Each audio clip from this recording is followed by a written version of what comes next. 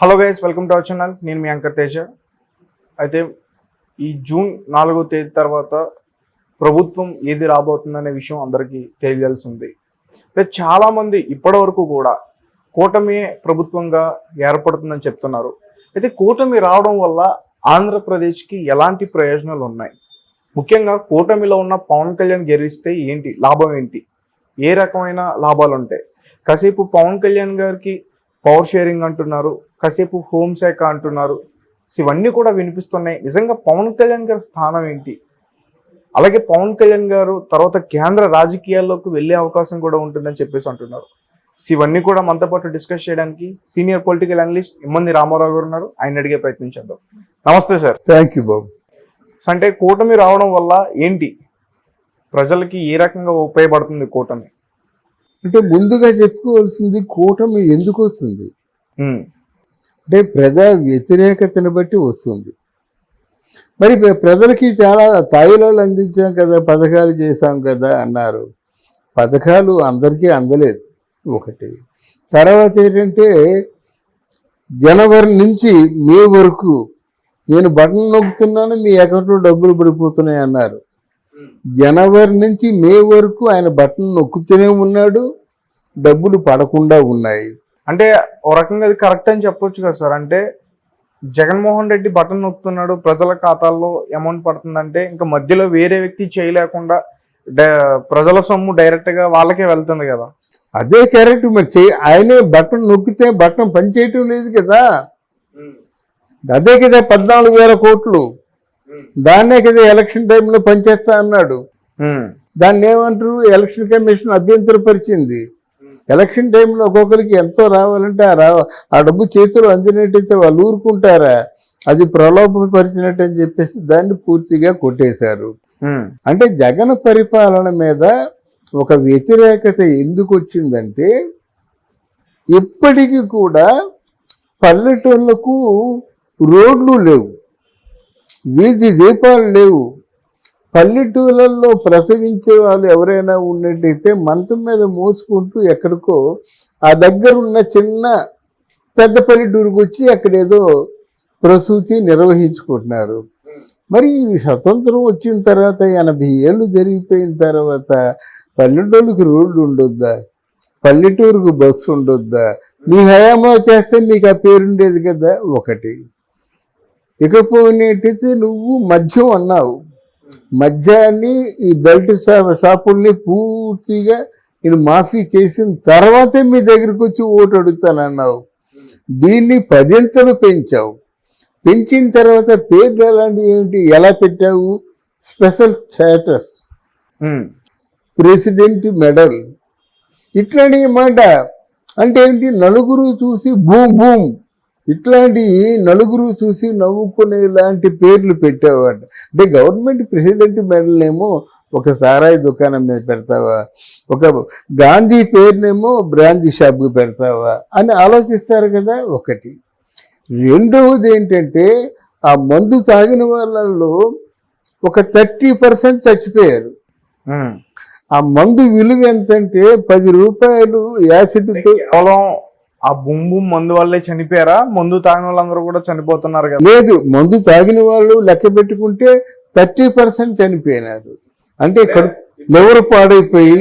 అంటే అలా తాగి చనిపోవడం వల్ల అది కూడా జగన్దే తప్పు. తప్పకుండా ఆడవాళ్ళ తప్పు కాదు, ఆడవాళ్ళ వల్ల వ్యతిరేకత. అంతకుముందు కూడా మందు ఉండేది కదా, అంతకుముందు కూడా నాటు సారా ఉండేది. ఈ మందులన్నిటికీ కూడా చాలా స్ట్రాంగ్ మందు, రూపాయికే వచ్చేది నాటు సారా. ఎవరైనా తాపీ పని చేసే వాళ్ళు, నిర్మాణ కార్మికులు ఎవరైనా ఉంటే ₹1 నాటు సారా తాగేస్తే ఒళ్ళు నొప్పులన్నీ ఇరిగిపోయి ఇంటికి వెళ్ళిపోయి ఇంత అన్నం తిని పడుకునేవాళ్ళు. ఇప్పుడు తాగినట్టయితే పేగులు మండిపోయి అలా బాధతో చచ్చిపోతున్నారు అన్నమాట. ఈ పేగులు మండితే ఏం చేస్తారు, దాన్ని మళ్ళీ ఊరటేమిటి, మళ్ళీ తాగాలి. ఇది పేగులు మండిపోతుంటే ఓటర్ ఇంకోటి ఏం లేదు, ఊరట. మళ్ళీ వెళ్ళి తాగితే కొంచెం మొత్తంకి అలాగా పడుకుని పోతారు అన్నమాట. ఇటువంటి బాధితులు 30% అఫీషియల్గా చనిపోయినారు. ఎన్ని మంగళసూత్రాలు పోయాయో ఆ గవర్నమెంట్కి తెలియాలి. తర్వాత ముఖ్యమైనది ఏంటంటే ఒకవేళ మద్యం తప్పనిసరిగా అమ్మకానికంటే ఎందుకు అమ్ముతున్నాం మనం? రెవెన్యూ రావాలి. ఆ రెవెన్యూ ద్వారా ప్రజలకి మంచి చేయాలి, అందుకోసం అమ్ముతున్నాం మనం. లేకపోతే అమ్మవలసిన అవసరం లేదు కదా. ఆ రెవెన్యూ రావాలంటే ఆ రెవెన్యూ గవర్నమెంట్కి అందాలంటే ఆన్లైన్ పేమెంట్ ద్వారా అందాలి. ఎందుకంటే అది నేరుగా గవర్నమెంట్కే చేరుతుంది. అలా కాకుండా ఏ కేంద్రంలో చూసుకున్నా, ఏ తాలూకు వెన్యూలో చూసుకున్నా అది క్యాష్ ఇస్తే కానీ మందు ఇవ్వడం. రోజుకు వచ్చిన క్యాష్ అంతా రోజే తీసుకెళ్ళిపోతుంది. అది ఎవరి తాలూకు ఖాతాలో చెందుతుందంటే మన అధిష్టాన పెద్ద ఎవరున్నారో వాళ్ళు బొక్కసులోకి వెళ్ళిపోతుంది. దీనికి కొంచెం కుడి ఎడం భుజములుగా ఉన్న వాళ్ళు విజయసాయి రెడ్డి, బొత్స వాళ్ళ తాలూకు హవా నడుస్తుంది. అదొకటి. తర్వాత ముఖ్యమైనది ఏమిటంటే ఈ తాగిన ఈ తాలూకు మద్యం మీద ఒక 25,000 కోట్ల రూపాయలు అప్పు చేసేసాడు జగన్మోహన్ రెడ్డి. ఈ 25,000 కోట్ల రూపాయల అప్పు కూడా వచ్చే ఎవరైతే ముఖ్యమంత్రో తనే కావచ్చు, ఇతరులు కావచ్చు, వాళ్ళు సమాధానం చెప్పాల్సిందే కదా. సమాధానం చెప్పాలంటే మరి మళ్ళీ మందు అమ్మాలి కదా. అందుకనే చంద్రబాబు మన పవన్ కళ్యాణ్ ఏమంటున్నారంటే తక్కువ ధరలో నాణ్యమైనటువంటి మందుని ఇస్తామని వాళ్ళు చెప్పడం జరిగింది. ఇది ఎలా గుద్దాం. అన్నిటికంటే పెద్దదంటే తిరుపతి అంటే మనకి భయం. మొత్తం ప్రపంచంలో దేశాలు అన్నిటికి కూడా పవిత్రమైన దేవస్థానం ఏమిటంటే బెతలహాములో చచ్చి తర్వాత అత్యధిక ఇన్కమ్ వచ్చేటువంటి మన పవిత్రమైన గుడి ఏదంటే తిరుపతి. ఆ గుడి మీద రంగులేంటండి? గుడి మీద రంగులేంటి? లేకపోతే దేవుడు చాలు డబ్బు ఎవరు ముట్టుకుంటేవారు కాదు. గుడి మీద రంగులంటే జగన్మోహన్ రెడ్డి బొమ్మలో రంగులునా? అలా కాదు, జగన్మోహన్ రెడ్డి జెండా అయిందా. ఇకపోతే తిరుపతిలో డబ్బులు దాచుకుంటామంటే అందరూ మొక్కులు చెల్లించుకుంటారు. ఆ స్వామికి కొన్ని వేల మణుగులు బంగారం ఉంది, కొన్ని వేల కోట్లు ధనం ఉంది ఆయన అకౌంట్లో. ఆ అకౌంట్లో వచ్చి డబ్బులు తీసిపోయిన ఎవరు చెప్పారండి? నెత్తి నోరు కొట్టుకుంటున్నారు. అంతకుముందు రమణ దీక్షితులు ఏమన్నాడంటే ఆయన మన జగన్మోహన్ రెడ్డి చెప్పినట్టు ఇక్కడ పింక్ డైమండ్ ఉంది, అది కొన్ని 100 కోట్లు కొన్ని 1000 కోట్లు చేస్తుంది. ఆ పింక్ డైమండ్ చంద్రబాబు నాయుడు ఇంట్లో బెడ్రూమ్లో బెడ్ కింద దిడ్డు కింద ఉందని చెప్పాడు. చూసినట్టు నిజంగా ఉందా? చూడండి. తర్వాత ఏం చేశారు వీళ్ళు? అధికారంలో రాగానే చంద్రబాబు నాయుడు సవాలు విసిరాడు. నా ఇల్లు కానీ నా సంబంధిత ఇల్లు కానీ ఇంకేదైనప్పుడు కూడా నువ్వు చెక్ చేసి తీసుకెళ్ళిపో అన్నాడు. ఆ రమణ దీక్షితుల్ని అంటే ఏంటంటే ప్రధాన పూజారిగా తీసేసిన తర్వాత అసలు పింక్ డైమండ్ లేదు, ఏ డైమండ్ లేదని ఎవరైతే ఏ నోటుతో చెప్పాడో రమణ దీక్షితుడు ఆ నోటుతోనే లేదనేస్తున్నాడు. ఆ రమణ దీక్షితులు ఏమిటంటే ఆలయ ప్రతిష్ట మంట కలిసిపోతుంది, ఆలయంలో 65 మంది అంటే మన మతానికి అతీతులు, మన మతానికి వ్యతిరేకులు క్రిస్టియన్స్ పనిచేస్తున్నారు, ఆలయం ప్రతిష్టే దిగజారిపోతుంది, క్రిస్టియన్స్ పనిచేయడం ఏంటి మన దాంట్లోనూ, అది కేవలం హిందువులు పేదవాళ్ళు ఎవరు ఎక్కడ ఆస్కారం చూపిస్తే పనిచేయాలి. ఆ పనిచేసే వాళ్ళకి కొంత సేవాభావం ఉండాలి. సేవాభావం ఉండదు, లాభం లేదు. ఇప్పుడంటే జీతాలు పెరిగాయండి, అప్పుడంటే స్వామివారికి సేవే కదా. పని వాళ్ళని పెట్టుకునే శక్తి లేనప్పుడు అంటే స్వతంత్రంగా మన భక్తులు వెళ్ళి కొన్నాళ్ళు అక్కడ పని చేసి వస్తారు. ఇది దాని పవిత్రత. దాని డబ్బులు వచ్చినట్టు పోతున్నట్టయితే రమణ దీక్షితులు ఏం చెప్పారంటే అసలు తిరుపతి దేవస్థానంలో మీరు దక్షిణలో వేయొద్దని చెప్పాడు. ఓపెనింగ్ స్టేట్మెంట్ వేయొద్దు, మీరు వేసినటువంటి దక్షిణలో ఎప్పటికప్పుడు వెళ్ళిపోతున్నాయి అన్నాడు అనమాట. ఇటువంటి అంటే ప్రతిఘటన ఒక మతాల పరంగా ఉంది, హిందువుల పరంగా అంత బాధపడుతున్నారు వాళ్ళు. ఇక్కడేమైంది, పోలవరం 72%. ఈ పోలవరం అన్నది యాక్చువల్గా వైఎస్ రాజశేఖర రెడ్డి కళ. పోలవరం పూర్తయితే ఇక్కడ శ్రీకాకుళం వరకు పర్వాలేదు, అంటే నీటి ఎద్దడి ఉండదు, సమృద్ధిగా పంటలు పండించుకోవచ్చు. ముఖ్యంగా విశాఖపట్నం జిల్లా వరకు వస్తుంది అది. దాన్ని పోలవరం వాళ్ళు 72% పూర్తి చేశారు. అటువంటి పూర్తి చేసినటువంటి పోలవరాన్ని 1% కూడా ఇద్దరు మంత్రుల్ని పెట్టారు. ఒకరు అనిల్ కుమార్ యాదవ్, రెండవదేమో అంబటి రాంబాబు. అంబటి రాంబాబుకి అసలు పోలవరం ప్రాజెక్టు దాని తాలూకు పార్ట్స్ ఇవన్నీ ఏమిటో తెలియదు పాపం. అతను అనిల్ కుమార్ యాదవ్ అంటే 2021లో డిసెంబర్ 31 కల్లా పూర్తి అయిపోతుందని చెప్పాడు స్టైల్గా మాడ్యులేషన్తో. ఆయన పోయినాడు, ఈయన పోయినాడు, పోలవరం అలాగే ఉంది. ఆ పోలవరం ఆ ప్రాజెక్టు కోసం ఈ ముడిసరికంతా తుప్పు పట్టిపోయింది. ఈ ప్రజాధనం అది. వీడికి ఎంత అక్కసు కుళ్ళు కుట్ర అంటే ప్రజావేదికనేమో కొల్లగొట్టడం ఏంటండి. అసలు ప్రమాణ స్వీకారం చేయగానే ప్రజావేదికని కొల్లగొట్టాడు. ప్రజావేదిక అంటే అది నారా చంద్రబాబు నాయుడుది కాదు, లోకేష్ది కాదు, పవన్ కళ్యాణ్ది కాదు, ప్రజలది. 9 కోట్లు పెట్టి కట్టుకున్నారన్నమాట.